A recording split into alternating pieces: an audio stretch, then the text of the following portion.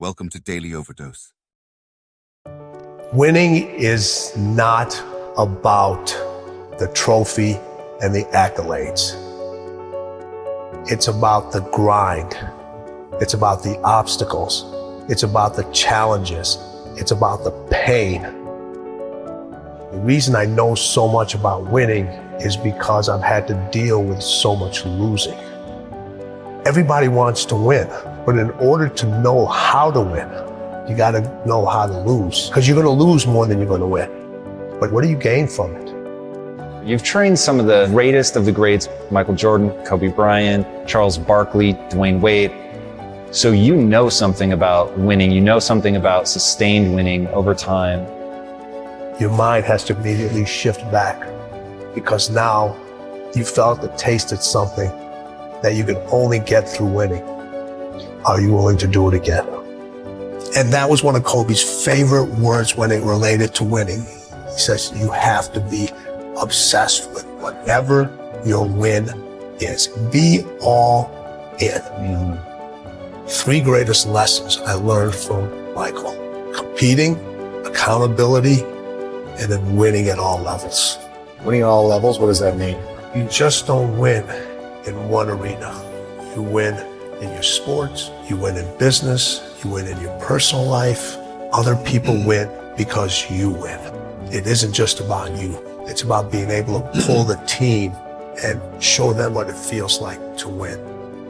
And this isn't about playing basketball like Michael Jordan did, like the late, great Kobe Bryant, Dwyane Wade. This is about having the mindset to win. When you fail, your feelings give you excuses. Your mind makes you more resilient. You look at when Kobe, his first playoff series, he had this horrible game where he shot like 4 or 5 straight air balls. Now, he could have came back next year and said, I got to prove everybody that said, man, you're too young, why'd you take? No, it was just like, you know what? That's on me. I have to own that moment. Now, I got to prove to myself I can overcome this, because now everybody else is doubting me, but I can't doubt myself. Everybody told MJ, don't go to North Carolina. You'll never play. You shouldn't be here. And Michael went out and he said, I don't need to prove to coach. I don't need to prove to Buzz. I need to prove to myself that I belong here. I always say you can have fear, but you can't have doubt.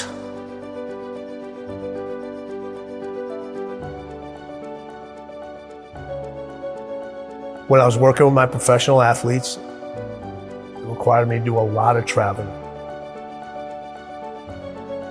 And this story gets me every time. So when people say, it didn't hurt, it still hurts. I was packing for a trip. My daughter walks into the room. She says, Dad, why do you travel so much? I said, sweetheart, this is how I provide for the family. This is how I take care of you and Mom. This is how I put food on the table. She looks at me and says, Daddy, if I eat less, will you stay home more? Now people would think in a fairy tale, or most people would say, I unpacked my suitcase. I'm not going to take this trip. Hey, let's go grab some ice cream or let's go out. I kept packing. Why?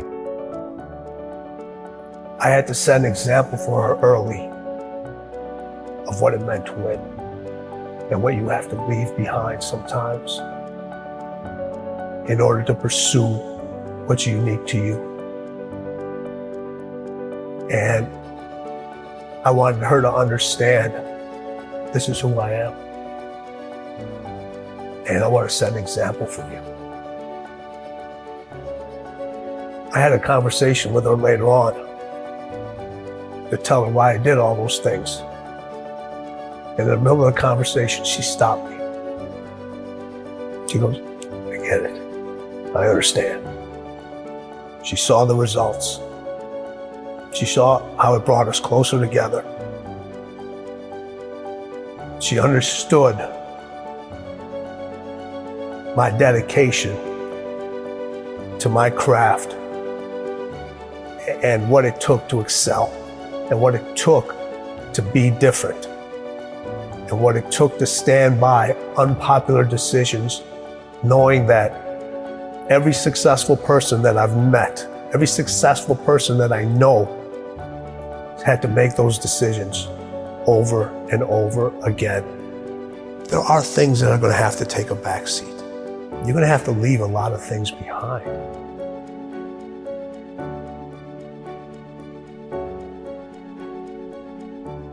The hardest thing with Kobe was getting him to stop. Yeah, okay, take a break, rest, Yes, take the day off. that was the most challenging thing with him, because over all the years that he had his success, it was about go, go, go. And then when I came on, I was the complete opposite. I got to get you to stop. His 3 a.m. workouts, they're Crazy. crazy. You know, having to keep the Staples Center open later because he wasn't happy the way he performed at that game. And I would not leave till he would leave. Really? Yeah, so we would be in the arena sometimes 2, 3 o'clock in the morning. Shut up. All the lights are turned off except on the court, and we just keep going, we just keep going. What is the mindset of winning? They both had that. So I look at it 3 ways. So you have individuals that compete. You know a lot of people that compete. Yeah. You know, we all know how to compete. Everybody knows how to compete. You don't forget how to compete. We just decide not to anymore. But a lot of people compete just to finish. Then there's individuals that win, but they only win one time. It's easy to win and then never win again. And then there's people that win at winning. You can't come back the same. Cannot come back the same. You have to come back different. You have to come back better. Winning wants you to be different. Winning requires you to do different things. Winning requires you to think in a different way. Winning speaks its own language. Winning has its own way of recognizing you. Winning wants you to write your own story. Stop looking for steps. Those steps are infinite. Find your own path to winning. Because as the late, great Kobe Bryant said, winning is everything.